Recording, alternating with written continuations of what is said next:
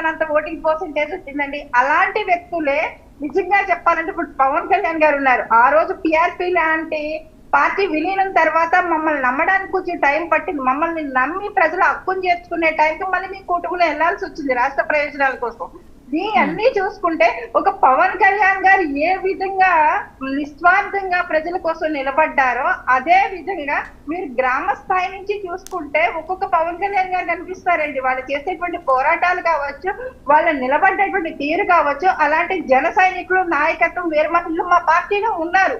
అలాంటి వ్యక్తులు ఆ రోజు జస్ట్ నామినేషన్ వేస్తేనే 400 ఓట్లు రూపాయి ఓటుకి ఇవ్వకుండా తెచ్చుకున్నటువంటి పరిస్థితి. వాళ్ళు కూటమిలో ఉన్నటువంటి పార్టీలన్నీ కూడా కలిసి పనిచేస్తే కనుక మాకు ఓటింగ్ పర్సెంటేజ్ అనేది అది రెట్టింపు అవుతుంది తప్ప ఇది ఎప్పుడు కూడా ఇప్పుడు పెద్దలు చెప్పి ఉన్నారు, ఎప్పుడు కూడా ఓట్ బ్యాంక్ అనేది అది వాళ్ళ ఇంట్లో దాచుకున్నటువంటి డిపాజిట్ లాంటిది కాదు అనేది.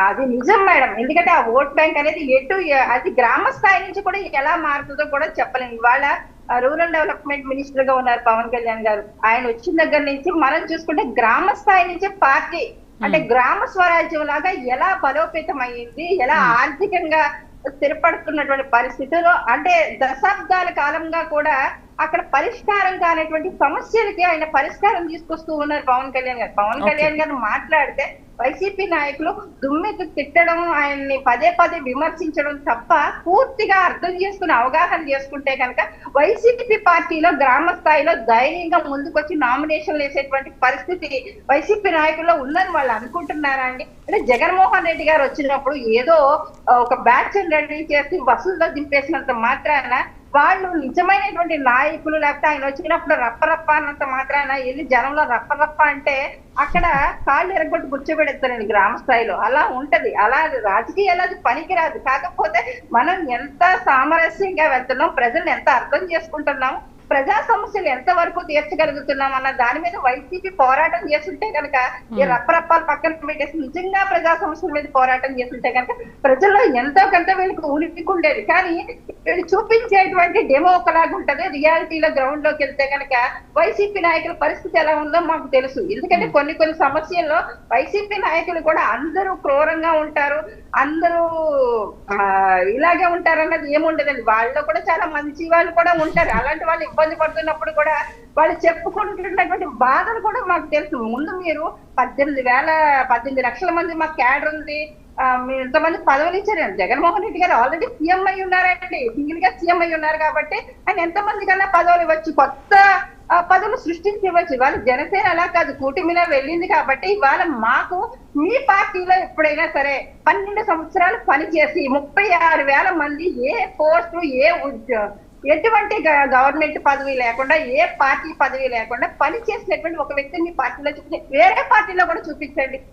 ఆ దమ్ము ఒక జనసేనకే ఉంది. మా అధినేత ఏం చెప్తే అది చేసేటువంటి ఒక నిర్మాణం ఉంది పార్టీకి. 35,000 మంది అప్లికేషన్ పెట్టుకున్నారంటే అది కూడా మీకు చెప్తాను సురేష్ గారు. 35,000 మంది మాకు పోస్టులు కావాలి, మాకు పదవులు కావాలి, మేము ప్రజలు మీ నామినేటెడ్ పదవులు కావాలో లేకపోతే మాకు ఈ రోజు పార్టీలో ముఖ్యమైన పదవులు కావాలనో పెట్టుకున్నవి కాదండి. కొంతమంది స్వచ్ఛందంగా మేము ఇంకా సేవ అందిస్తాము, మీ పార్టీ మీలాంటి వ్యక్తి మాకు కావాలి అని అప్లికేషన్ రాసి ఇచ్చిన వాళ్ళు ఉన్నారు చాలా మంది. మేము ఇంకా పార్టీకి సేవలు అందిస్తాం.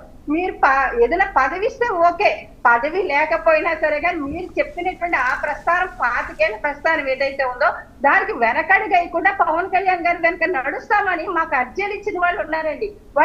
వాళ్ళు ఒక్కొక్క స్టోరీ మేము పూర్తిగా మీరు చదవకూడదు, మీరు ఇప్పుడు విజయవాడలో మీరు వైసీపీ కోటను బద్దలు కొట్టబోతున్నారు ఈ ఎన్నికల్లో.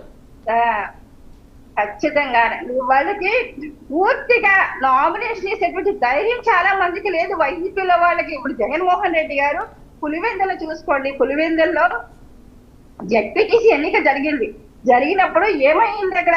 ఆయన ఏమైనా ఉన్నారు అక్కడ?